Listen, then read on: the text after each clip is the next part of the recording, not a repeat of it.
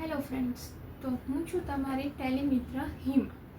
હવે ટેલીમાં ઘણા બધા એવા નાના નાના ફીચર્સ છે જેનાથી તમારું રોજિંદું કામ જે એકદમ ઇઝી અને ફાસ્ટ વેમાં થઈ શકે છે. જેમાંનું જ એક છે વાઉચર ક્લાસ. તો આજે આપણે જોઈશું કે ટેલીમાં વાઉચર ક્લાસ કેવી રીતે ક્રિએટ થાય છે અને એનું યુઝ શું છે. તો આવો આપણે જોઈએ ટેલીની અંદર કેવી રીતે કન્ફિગર કરાય છે. તો પહેલાં આપણે અલ્ટરમાં જઈશું, ત્યારબાદ વાઉચર ટાઈપમાં જઈને ફોર એક્ઝામ્પલ અત્યારે મારે સેલ્સમાં સેટઅપ કરવું છે વાઉચર ક્લાસનું, તો હું વાઉચર ટાઈપ સેલ્સ અહીંયા સિલેક્ટ કરું છું. જેમાં તમે જોઈ શકો છો કે અહીંયા હું વાઉચર ક્લાસ નામના બે ઓપ્શન બનાવેલા છે મારી પાસે. જેમ કે મેં આઈજીએસટીનું પેક બનાવ્યું છે એ જોઈએ. આઈજીએસટીમાં જઈશું. જો કોઈ ગ્રુપ અને કોઈ ઇન્ડિવિજ્યુઅલ ગ્રુપ કે એક્સક્લુડ ગ્રુપ કરવા છે તો આપણે અહીંયાથી એ સિલેક્ટ કરીને કરી શકીએ છીએ. તો અત્યારે મારે કોઈ એવા ગ્રુપ આપવા નથી. ત્યારબાદ મારી જે સેલ્સની લેજર છે એ કઈ રહેશે એ હું અહીંયાથી સિલેક્ટ કરીશ. એમાં કોઈ ટેક્સ અલ્ટર કરવાનું હશે તો હું આ ઓપ્શનથી કરી શકીશ.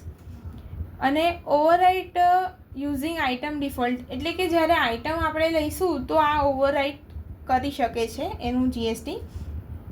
ત્યારબાદ આ જે છે એ મેઇન પાર્ટ છે જેની અંદર આપણે જે બેઝિક લેજર છે જે ડેલી આપણને સેલ્સ ઇનવોઇસ બનાવતી વખતે જોઈએ જ છે એ લેજર આપણે અહીંયા સિલેક્ટ કર્યા છે. જેમ કે ડિસ્કાઉન્ટ છે, ફ્રેટ ચાર્જ છે, આઈજીએસટી છે.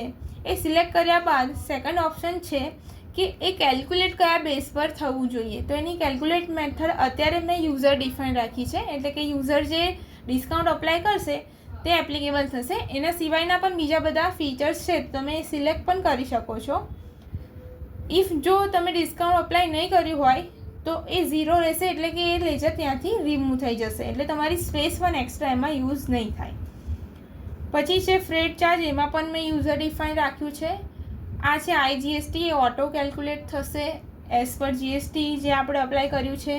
અને અગેન છે રાઉન્ડ ઓફ. રાઉન્ડ ઓફમાં આપણે એઝ પર ટોટલ રાઉન્ડિંગ, એટલે નોર્મલ રાઉન્ડિંગ આપણે રાખ્યું છે અને એની લિમિટ મેં સેટ કરી છે ₹1. જો રાઉન્ડ ઓફમાં કંઈ જ નહીં હોય, 0 હશે તો એ પણ રિમૂવ થઈ જશે. આવી જ રીતે લોકલ સેલ્સ હોય એનું પણ આપણે વાઉચર ક્લાસ આવી રીતે બનાવી શકીએ, જેની અંદર CGST ને SGST આપણે લીધેલું છે. તમે તમારી રીતે તમારી બધી જ લેજર આમાં લઈ શકો છો. હવે આપણે આને સેવ કરીએ.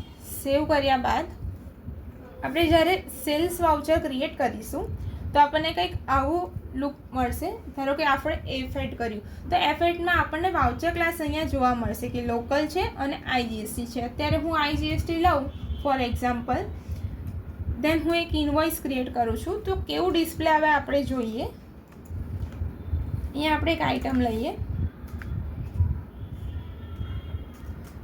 આઇટમ જેમ લઈશ એમ એનું જીએસટી ને ઓલ ડિટેલ્સ આવવા લાગશે. જેમ કે આ ડિસ્કાઉન્ટ છે, ડિસ્કાઉન્ટ અપ્લાય કર્યું. ફ્રેટ ચાર્જીસ મેં અપ્લાય કર્યો છે અત્યારે.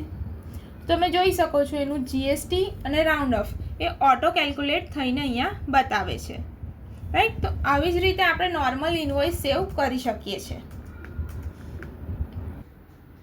હેલો ફ્રેન્ડ્સ, તો હવે આ વિડીયો પરથી તમને ખ્યાલ આવ્યો કે આવા નાના નાના ઘણા બધા ફીચર્સ ટેલીમાં છે.